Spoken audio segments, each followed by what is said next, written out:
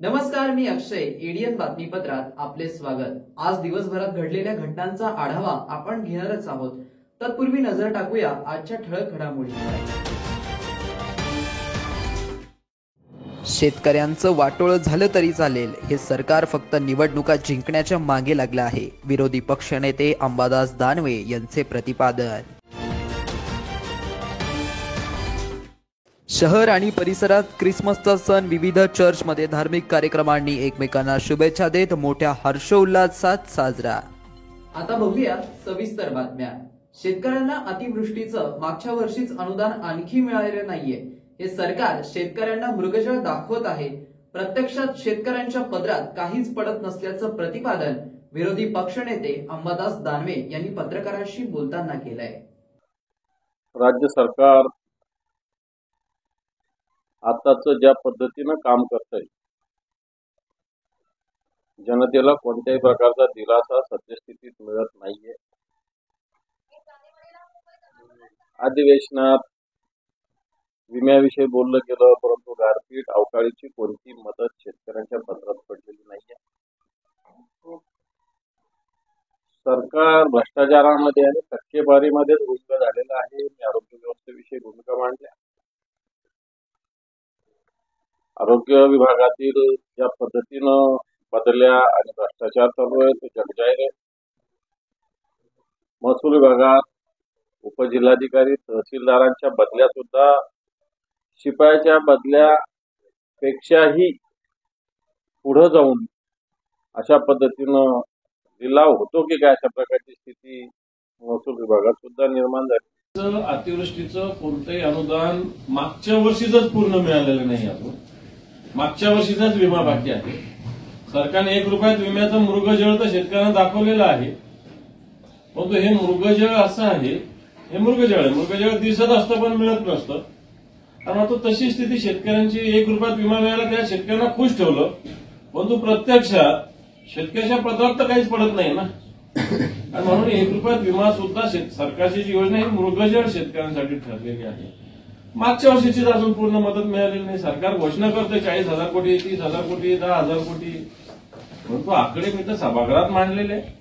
कोणते आकडे तुम्ही दिलेले, किती आकडे बाकी आहे सांगितलेले आहे. सरकारने त्याच्यात दाव्यानं सांगावं की आम्ही एवढे शेतकऱ्याच्या खिशात पोहोचवलेले आहे. आता केंद्राची योजना आली, ही योजना आली, ती योजना, हे तुमचं क्रेडिट नाही.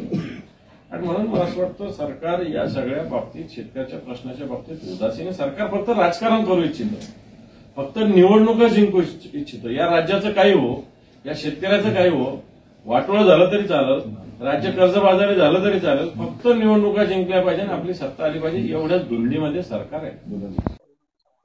हे पण या राज्यात 30-35 आम्ही सगळे मिळून, तुम्ही शिवसेनेला बोलता, भारतीय जनता पार्टी पण शिवसेनेच्या ताकदीवरच निवडून येत होते ना. भारतीय जनता पार्टीची ताकद काही सगळ्या मतदारसंघात थोडी आहे. महाराष्ट्रामध्ये भारतीय जनता पार्टीच्या जागा सुद्धा शिवसेनेच्या ताकदीच्या बळावर निवडून येत होते. कित्येक मतदारसंघ असे की जिथे शिवसेनेचे जास्त आमदार असताना भारतीय जनता पार्टीचा लोकसभेचा खासदार लढत होता. असे अनेक मतदारसंघ अनेक आहेत. आणि त्याच्यामुळं असं समजायची गरज नाही की युती तुटली तर शिवसेना, भारतीय जनता पार्टीला तेवढंच नुकसान होणार आहे. त्याच्यामुळं आज हे जे आमच्यातले गद्दार आणि राष्ट्रवादीचे गद्दार आहे, यांच्या बरोबर जनता थोडी जाणार आहे. हे नुसते चेहरे गेले. यांच्या निवडणुकीत लोक थोडे बहुत मतदान करतील त्यांना, दुसऱ्याच्या निवडणुकीत त्यांना मतदान नाही करतील. लोक म्हणतात तुमच्या पुरतं बोला, पक्षाचं नका सांगा. त्यामुळे भारतीय जनता पार्टी मायनस होणार आहे 100%. तुम्ही जरी 30-35 म्हणता, मी तर म्हणतो 40 पर्यंत इंडिया आघाडी या महाराष्ट्रात जाऊ शकते. शिवसेना आधीपासूनच मराठा आरक्षणाला पाठिंबा आहे. मनोज जरांगे पाटील यांचं आंदोलन यशस्वी होणार असून सरकारने याबाबत विचार करावा, असेही अंबादास दानवे यावेळी म्हणाले. शिवसेनेचा आधीपासून मराठा आरक्षणाला पाठिंबा आहे, त्यामुळे त्याच्यात काही वेगळी भूमिका शिवसेनेची असण्याचं काहीच कारण नाही. सरकार उलट चाल ढकल करताय. शिवसेना तर म्हणते मराठा आरक्षण मिळालंच पाहिजे ना. कारण मनोज जरांगे जे आंदोलन करतायत त्याला 3 कोटी येऊ शकतात, 100% येतील. कारण ज्या पद्धतीनं त्या आंदोलनाला पाठिंबा मिळतो, मला असं वाटतं महाराष्ट्र सरकारने याचा विचार करण्याची आवश्यकता आहे. 100% जरांगे पाटलांचं आंदोलन मुंबईमध्ये ना भूतून भविष्यात होईल. त्यामुळे कांदा उत्पादक शेतकऱ्यांची भुजबळांची जी भूमिका होती ती आधीची होती. आता भुजबळांच्या भूमिका तर आधीच बनलेल्या. भुजबळांच्या भूमिका आधी आपल्याला माहिती मंडळाच्या बाजूने होत्या, आता कमंडळाच्या बाजूने सगळी दुनियाच बोलते. तेव्हा भुजबळांची भूमिका बदललेली या राज्यामध्ये. आता कोणाच्या बाजूने बोलतात? एक मंडळाची बाजू घेऊन भुजबळ लढणारे नेतृत्व बघितलेलं आहे. त्यांनी शिवसेनेतून त्याच्याविषयी आवाज उठवला आणि आज कमंडळाची बाजू घेऊन ते लढत आहे. त्यामुळे त्यांच्याकडून अपेक्षा काय करणार शेतकऱ्यासाठी? सत्ते पुढे शहाण पण चालत नाही. ईडीची इन्क्वायरी आता रद्द करून घेतली. स्वतः जेलमध्ये जाऊन आले. ईडीची इन्क्वायरी होती ती रद्द झाली. आता का रद्द झाली? या सगळ्या भूमिका त्याच्यामुळे घ्यावं लागतात. वा वा वा, कांदा उत्पादक शेतकऱ्याचा कोणताही आत्ताच्या वेळेला त्याला दुःख नाही, कोणताही त्रास नाही. त्यांची भूमिका. सरकार मराठा आरक्षणाबाबत करत असलेल्या कामकाजाविषयी मराठा योद्धा मनोज जरांगे पाटील यांनी माहिती देतानाच 20 जानेवारी रोजी मुंबईच्या दिशेने निघणार असल्याची माहिती पत्रकारांशी बोलताना दिली आहे. शिंदे साहेबांना, उपमुख्यमंत्री फडणवीस साहेबांना एक विनंती आहे की जे 2 दिवसापासून मागासवर्ग आयोगाने काम सुरू केले त्यांना थोडं स्पीडनं ते काम वाढवायला लावा.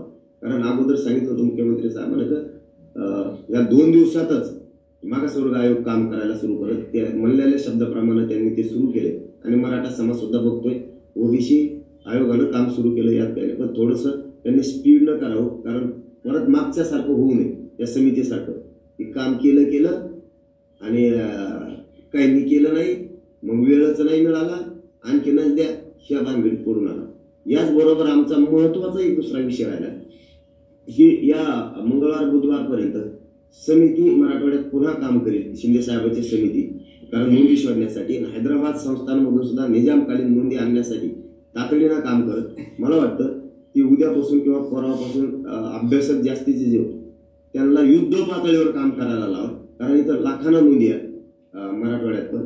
परंतु काही अधिकाऱ्यांना जाती भेद केल्यामुळं त्यांनी निरंक म्हणून अहवाल दिलेला आहे.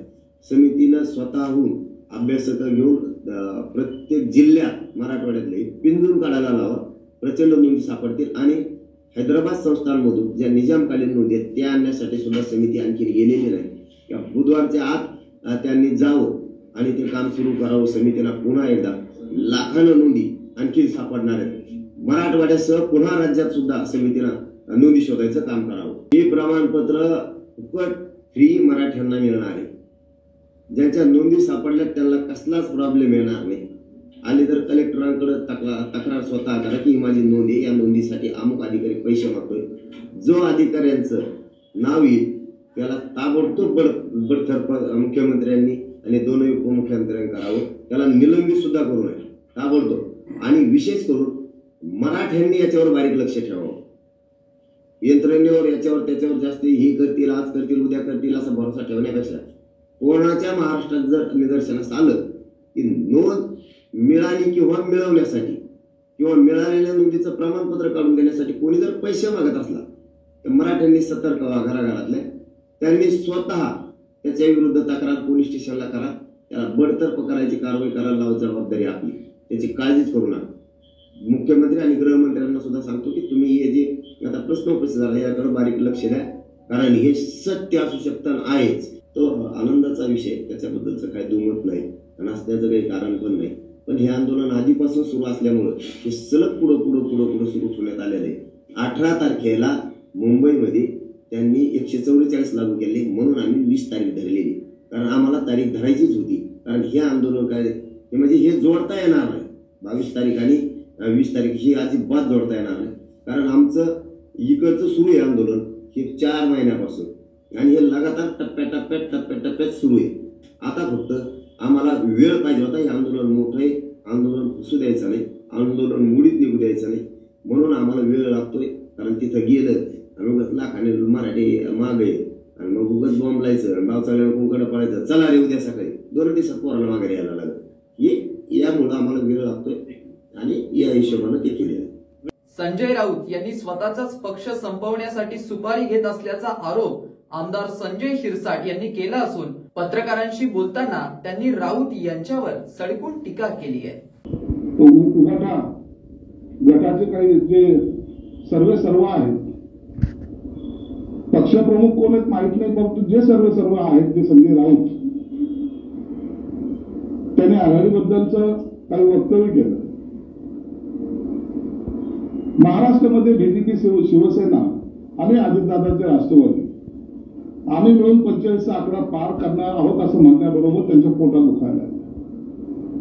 आणि अत्यंत नीचपणाचं वक्तव्य त्यांनी केलं की म्हणजे एकनाथ शिंदे आणि अजितदादाच्या कुबड्या घेऊन भाजप पुढे चालू, त्याच्यामुळे त्यांच्या सीटा वाढणार आहे. मग हे किती सीटे लढवणार आहे, यांना किती तिकीट मिळणार आहे. आघाडी मग जर झाली तर आघाडी होणार नाही, पण जर झाली तर हे 15 ते 18 सीटाच्या वर सीट हे लढू शकणार नाही किंवा त्यांना ते देणार सुद्धा नाही. मग शरद पवारचा बांबू आणि काँग्रेसचा बांबू, त्याला टेकू म्हणा किंवा बांबू मागून घेऊन हे सुद्धा आघाडी करणारच आहेत ना. मग इतराचं पायचं वाकून स्वतःचं ठेवायचं झाकून ही जी पद्धत आहे, ही पद्धत मला वाटतं चुकीची आहे. अनेक स्टेटमेंट दर दिवशी करत जातात. बडगुजरच्या प्रकरणामध्ये कोणता फोटो कोणता तरी आणलाय, त्यात दाखवलंय की भाजपचे काही कार्यकर्ते पदाधिकारी होते. अरे हो द्या त्यांची चौकशी. तुम्ही चिंतन करायला गेले होते ना. त्या बडगुजरला वाचवण्याचा प्रयत्न हे करत नव्हते, तर बडगुजरच्या माध्यमातून यांनी केलेलं जे काय गोंधळ आहे तो उघडकीस येऊ नये म्हणून बडगुजरवर हे दबाव टाकण्यासाठी नाशिकला गेले होते.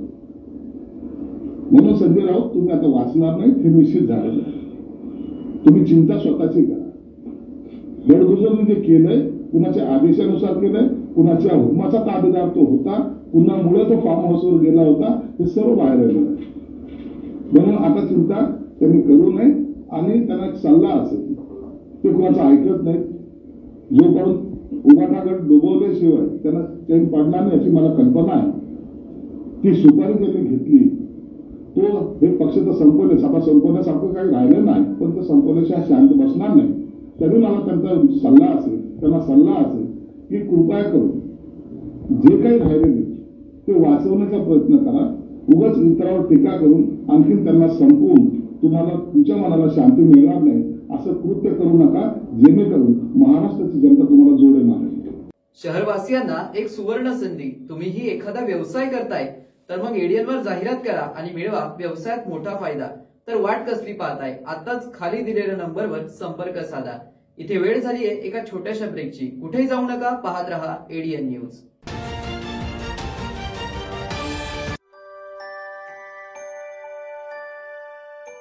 प्रभू आपल्या सर्व संकल्पना पूर्ण करो. सगळा आनंद, सगळं सौख्य, सगळ्या स्वप्नांची पूर्तता, यशाची सगळी शिखरं, सगळं ऐश्वर हे आपल्याला मिळू दे. याच सर्व नागरिकांना नाताळच्या आणि नवीन वर्षाच्या हार्दिक शुभेच्छा. शुभेच्छुक ख्रिस्ती कृती समिती अध्यक्ष विजय निकाळजे, माजी नगरसेविका आशा विजय निकाळजे, प्रसिद्ध समीक्षक तथा साहित्यिक डॉक्टर ऋषिकेश कांबळे, प्राचार्य मनोहर लोंढे.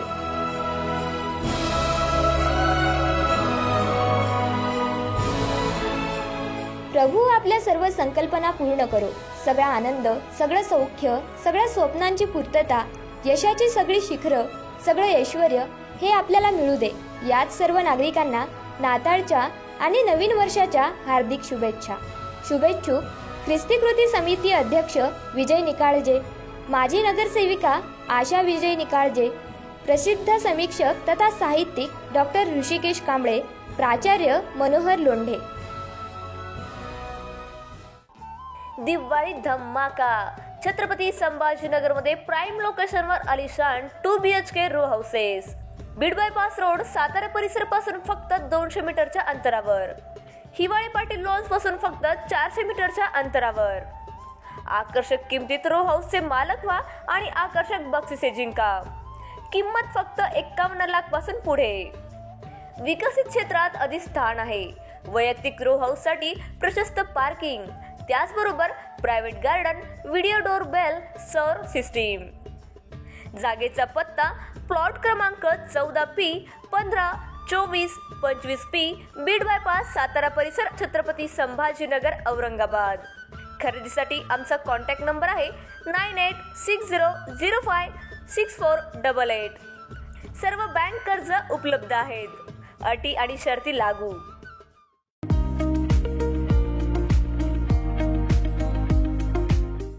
गंगापूर तालुक्यात फसवणूक न होता मालमत्ता खरेदी करायची आहे तर सर्वांच्या विश्वासाचं एकच नाव, सम्राट रिअल इस्टेट कंपनी. मागील 11 वर्षाची विश्वासाची परंपरा असलेले सम्राट रिअल इस्टेट कंपनीच्या माध्यमातून आपल्या स्वप्नातील प्रॉपर्टीचे मालक व्हा. गंगापूर येथील खरेदी विक्री आणि प्लॉटिंग क्षेत्रात उत्कृष्ट दर्जा. प्रत्येक प्रॉपर्टी खरेदी करणाऱ्या ग्राहकांना क्लिअर टायटल प्रॉपर्टी आणि हॅस्टल फ्री प्रॉपर्टी देण्याची हमी. रिसिल रिसर्च कंपनी सर्व्हेमध्ये सम्राट रिअल इस्टेट कंपनीचे फाउंडर आणि ओनर वाजिद कुरेशी यांना मोस्ट ट्रस्टेड कंपनी या कॅटेगरीमध्ये महाराष्ट्र उद्योजक अवॉर्ड पुरस्कार देऊन सन्मानित. अवश्य संपर्क साधावा.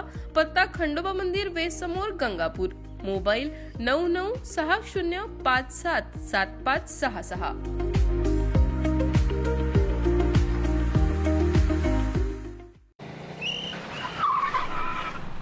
मस्त मास्क पहना रे तूने. Thank you sir. वो जान बचाने के लिए पहनना पड़ता है ना सर. रेडीमेड है या टेलर मेड है? ऑनलाइन ऑर्डर किया है सर. एक और है क्या? है ना सर. देना. बहुत मस्त लगे आपको. ये ना सर. सर ना भाई, जान बचाने के लिए बाइक चलाते वक्त सिर्फ खोपड़े पे मास्क पहनेगा तो खोपड़े को कौन बचाएगा? समझ गया सर. हेलमेट ऑनलाइन ऑर्डर कर, वरना हमेशा के लिए ऑफलाइन हो सकता है. Okay sir. ये ले. सलाम. ये भी ऑनलाइन भर दे. हेलमेट पहने, ट्रैफिक नियमों का पालन करे, जिंदगी के सफर को सुरक्षित रखे. ब्रेक नंतर पुन्हा एकदा स्वागत. आपण बघत आहात एडियन बातमीपत्र. नाताळ सण शहरात ख्रिश्चन बांधवांनी मोठ्या उत्साहात साजरा केला.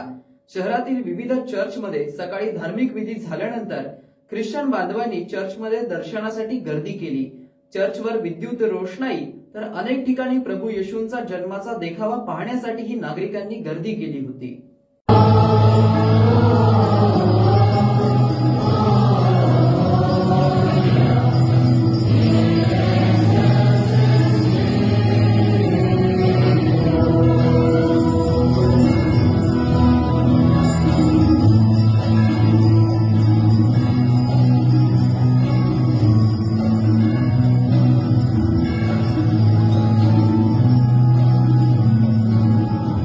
दरवर्षीप्रमाणे नाताळ सण शहरात ख्रिश्चन बांधवांनी मोठ्या उत्साहात साजरा केला.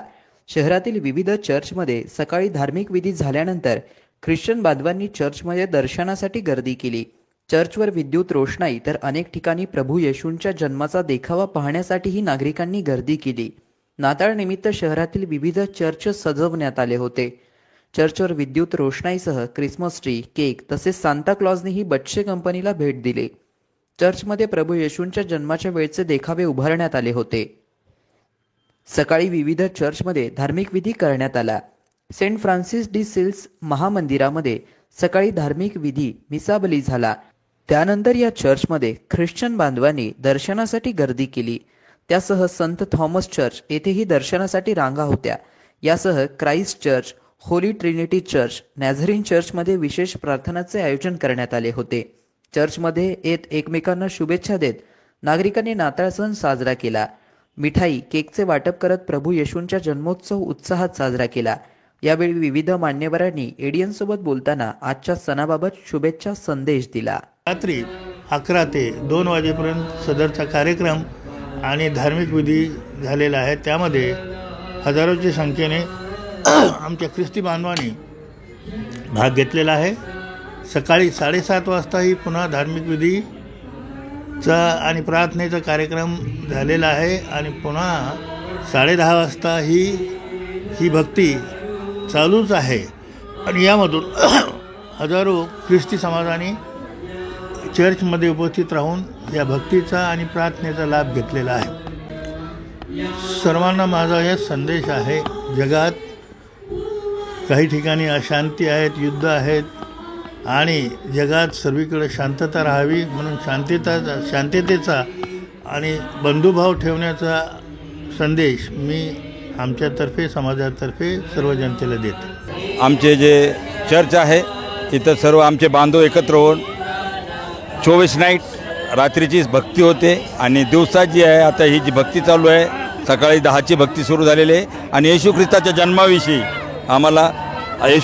जन्माविषयी हे सर्व काही आम्हाला बोलता येते आणि आम्हाला सांगता येतं आणि आमचे जे धर्मगुरू आहेत ते आम्हाला नेहमी यावेळेस मार्गदर्शन करतात. और ख्रिस्ता उत्सव जयंती जी आहे आमची, तर आज आमच्या ख्रिस्ताचा जन्म झालेला आहे, त्याचा बड्डे या हिशोबाने आम्ही हा पाळीत आहोत आणि आम्ही सर्व ख्रिस्ती बांधव औरंगाबाद शहरातली सगळे ख्रिस्ती बांधव एकत्र येऊन आम्ही उपासना आराधना करीत असतो आणि येशू ख्रिस्ता जन्माची वार्ता ही सर्व देवाला आम्ही सांगत असतो, पूर्ण जगाला आम्ही हे प्रसारित करीत असतो. तरी हे आमच्या संगतीचे नाडेसाहेब आहेत, माजी खजिनदार, आमचे सभासद आहेत राजगिरे साहेब आणि आम्ही सर्व मिळून हा उत्सव आणि आमचे जे कमिटी मेंबर आहेत जेम्स आंबिल डगे, आमचे बिशप साहेब एम युका साहेब, SY घुले साहेब आणि इतर आमचे जे लोक आहेत ते सर्व मिळून हे नियोजन करतात.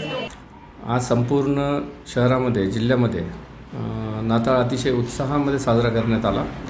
काल रात्री 24च्या नाईटपासनं मध्यरात्री अनेक चर्चमध्ये केक कापून मध्यरात्रीपासूनच हा जल्लोषाची मोठ्या प्रमाणावरती सुरुवात करण्यात आली. मागच्या आठवड्याभर प्रत्येक चर्चमध्ये खूप चांगले सांस्कृतिक, धार्मिक व गरजवंतूला मदत करणारे असे बरेचसे उपक्रम अनेक चर्चेसने राबवले.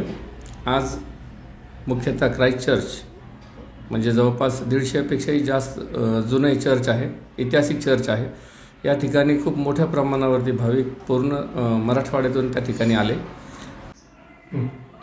आनंद नगरी या ठिकाणी उभारून बालगोपालांना आनंद कसा देता येईल याची देखील त्या ठिकाणी काळजी घेण्यात आली. लाखोच्या संख्येने या ठिकाणी भाविक आले. त्याचप्रमाणे AG चर्च असतील, नॅझरीन चर्च असेल, बासुमपुऱ्यामध्ये देखील 7-8 चर्च आहेत, शारोन चर्च असेल, सर्वत्र मोठ्या संख्येने भाविक उपस्थित होते आणि सर्वांनी मिळून या देश कल्याणासाठी प्रत्येक चर्चमध्ये प्रार्थना करण्यात आली आणि हा जन्मोत्सव आनंदात साजरा करण्यात आला. येशू ख्रिस्ताचा जन्म हा कुठल्याही धर्मस्थापनेसाठी झालेला नसून हा संपूर्ण मानवजातीच्या कल्याणासाठी प्रेम, दया, क्षमा, सहनशीलता या संदर्भात येशू ख्रिस्तांनी केवळ 3.5 वर्ष या पृथ्वी तलावरती राहून मोठं काम केलं आणि आज त्यांच्या ह्या शिकवणीमुळे संपूर्ण जगामध्ये सर्वात मोठी लोकसंख्या ही ख्रिस्ती लोकांची आहे आणि प्रत्येकाने जर त्यांच्या शिकवण जर आचरणात आणली तर कुठेही अनुचित प्रकार घडणार नाही. म्हणून ह्या जन्मोत्सवानिमित्त एवढीच शुभेच्छा आपण सर्वांना देईल की सर्वांनी सर्वांसोबत प्रेमाने वागावं. भारतीय जनता पार्टीच्या शहर शाखेच्या वतीने माजी पंतप्रधान अटल बिहारी वाजपेयी यांच्या जयंतीनिमित्त सुशासन दिवस म्हणून साजरा करत स्वच्छता मोहीम राबविण्यात आली. भाजपचे नेते स्वर्गवासी अटल बिहारी वाजपेयी यांची जयंती शहरात सुशासन दिवस म्हणून साजरी करण्यात आली. भारतीय जनता पार्टी शहर शाखेच्या वतीने शहर जिल्हा अध्यक्ष शिरीष बोराळकर यांच्या सूचनेनुसार रमानगर स्मशानभूमी येथे स्वच्छता अभियान राबविण्यात आले. भारतीय जनता पार्टीच्या अनुसूचित जाती मोर्चातर्फे वाजपेयी यांना अभिवादन करून रमानगर स्मशानभूमीमध्ये स्वच्छता मोहीम जालिंदर शेंडगे यांच्या प्रमुख उपस्थितीत राबविण्यात आली. यावेळी भाजपचे पदाधिकारी राजेंद्र साबळे, लक्ष्मण शिंदे, बबन नरवडे, विकास कुलकर्णी, योगेश धनके, सचिन बावस्कर, सुनील देहाडे, अक्षय सूर्यवंशी, भरत मानकर, भारत मुंडे, अनिल सोनवणे, अनिल दाभाडे यांच्यासह अन्य पदाधिकाऱ्यांची मोठ्या संख्येने उपस्थिती होती. महानगरपालिका आयुक्त जी श्रीकांत यांच्या संकल्पनेतून शहरवासियांसाठी सिडकोतील नेहरू उद्यानात नौका विहार सुरू करण्यात आले असून यामुळे शहरवासियांच्या मनोरंजनासाठी मनपा आयुक्ताकडून नवीन वर्षांची भेट ठरणार असल्याचे दिसत आहे. मराठवाड्यातील राजधानी असलेल्या आपल्या शहरात सिद्धार्थ उद्यानप्रमाणे इतरही मनपा उद्यानात मनोरंजनासाठी विशेष व्यवस्था करण्यात यावे या हेतूने मनपा आयुक्त यांनी पुढाकार घेऊन यनाट सिडको बॉटनिकल गार्डन, हमकास मैदान जवळील डॉक्टर बाबासाहेब आंबेडकर उद्यान, हर्सूल परिसरातील स्मृतिवन उद्यान, टीव्ही सेंटरातील स्वामी विवेकानंद उद्यान या सर्व गार्डनचं नूतनीकरण, सुशोभीकरण, सौंदर्यीकरण करून कायापलट करण्याचा निश्चय केला आहे. याच पार्श्वभूमीवर महानगरपालिका आयुक्त जी श्रीकांत यांच्या संकलनातून शहरात म्युझियम, संग्रहालय व गार्डन व मैदाने यासह नवीन उपक्रमाची सुरुवात करण्यात आली आहे. मनपा प्रशासन सिडको एनाट येथील बॉटनिकल उद्यानातील मागील काही दिवसांपूर्वी बच्चे कंपनीसाठी मिनी ट्रेन सुरू केली. या ठिकाणी खवय्यांकरिता खाऊ गल्ली सुद्धा लवकरच सुरू करण्यात येणार आहे. आता याच गार्डन शेजारी असलेल्या सिडको एनाट नेहरू उद्यानामधील सरोवरात नौका विहार सुरू करण्यात आला आहे. नौका विहाराकरिता पूर्ण तयारी झाली असून नौका विहाराचा डेमो घेण्यात आला आहे. सरोवर भागात सुशोभीकरण करण्यात आले आहे. या ठिकाणी 4 नौका ठेवण्यात आल्या आहे. डॉक्टर बाबासाहेब आंबेडकर मराठवाडा विद्यापीठाच्या नामविस्तार दिनी शासकीय सुट्टी जाहीर करण्यात यावी अशी मागणी समाजसेवक तथा सेवानिवृत्त पोलीस उपअधीक्षक दौलतराव मोरे यांच्या वतीने करण्यात आली आहे. त्यांनी एडीएन सोबत बोलताना अधिक माहिती दिली. 14 जानेवारी 1994 मराठवाडा विद्यापीठाच्या नावासमोर डॉक्टर बाबासाहेब आंबेडकर मराठवाडा विद्यापीठ असं नाव देण्यात आलेलं आहे. याकरता 17 वर्ष या ठिकाणच्या दलित मागासवर्गीय आदिवासी आणि बौद्ध समाजाच्या लोकांनी विद्यापीठाची मागणी करण्याकरता 17 वर्ष खर्ची घालवले. त्यानंतर तत्कालीन मुख्यमंत्री शरद पवार साहेब यांनी 14 जानेवारी 1994 नामविस्तार करून मराठवाडा विद्यापीठाचे डॉक्टर बाबासाहेब आंबेडकर मराठवाडा विद्यापीठ असं नामकरण केलं.